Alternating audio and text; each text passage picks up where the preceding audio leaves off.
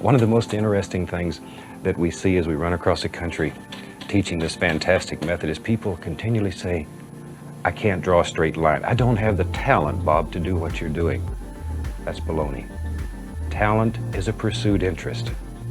In other words, anything that you're willing to practice, you can do. And this is no exception. Bob is right. Just like painting, it really is that simple to be a good role player and to run a good game. But why is it that your game is always falling short? Why does it seem so difficult and so daunting to paint that incredible campaign in your mind? The truth is, you've been lied to. Plenty of people will try to sell you 10 tips and tricks that great game masters and role players use to elevate their game. But the real answer doesn't lie in these list bait advice videos.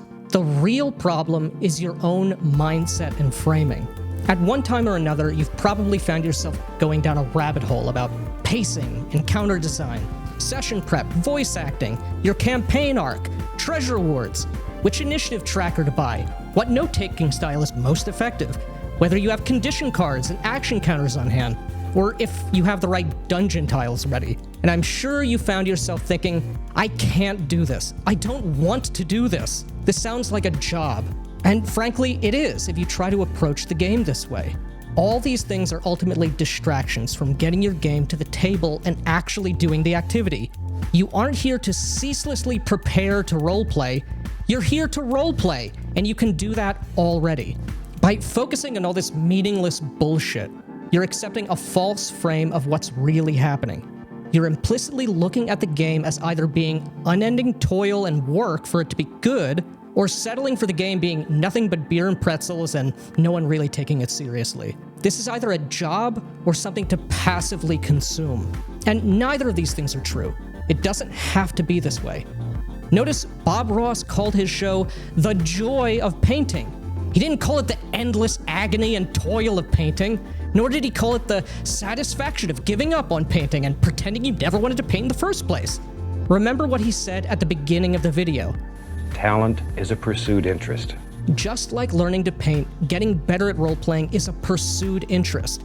And just like Bob with his paint and canvas, you already have what you need to actually start role-playing. You've got your game books, your dice, and your imagination. But it's like driving the car. At first, it's a little difficult. You have to learn how to make your hands and your foots work together. Same thing, and that's what we're trying to teach you here. The more you commit to actually role-playing a character, the more your game is going to come to life. Throw out all that needless toil and bring your focused attention to the game. And remember, you know, when we do these paintings, we have a general idea of what we're going to do, but other than that, they're really not planned. We learn to work with what happens. And when you're at home, don't worry about following exactly what we have here. Let things happen and use what happens and create your own masterpieces. Don't just try to copy what we're doing. And you can do it. Bob only starts out with a general idea of what he wants to paint. Just like him, all you need is a general idea of what your game is going to be. And then when things start happening because of the actions of your players, the campaign will take shape in a way you couldn't have anticipated. And that is where the magic happens. That's where the joy is found. You aren't supposed to know what is going to happen beforehand. And by being present in the moment in the game, this is how the campaign takes shape. And this is exactly how we've designed our new Shadow Dark RPG module, the Shucked Oyster. This darkly comedic, dynamic location can be put in any fantasy world and is built from the ground up to help you create these magic and spontaneous moments in your campaign, with dozens of fully fleshed out NPCs that all have conflicting goals and alliances. Your players are going to step on people's toes and create all sorts of new creative chaos in your campaign. Check the links on screen or in the description to get notified of the launch of the Kickstarter. We designed this module with Bob's advice in mind. I think sometimes we work too hard at painting. Painting should always be fun. It should make you happy. The Shucked Oyster is a ton of fun, but it takes itself seriously on its own terms. And this sort of false dichotomy between work and passive consumption is a huge problem that we see everywhere in modern culture. It's not just limited to role-playing games, and it's not just about work versus play. Taking anything seriously, whether it's a role-playing game or a movie, is construed as painful, and the only alternative that's offered is to take nothing seriously. This is why in entertainment we're only given a choice between a grimdark nightmare. Tell me.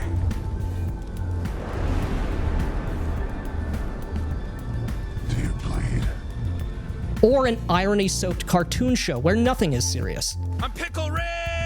There is a third way, and all it takes is a little sincerity and a little effort to do the right thing. You're the creator. Anything that you want, you can build here. This is your world. Your dreams come real here.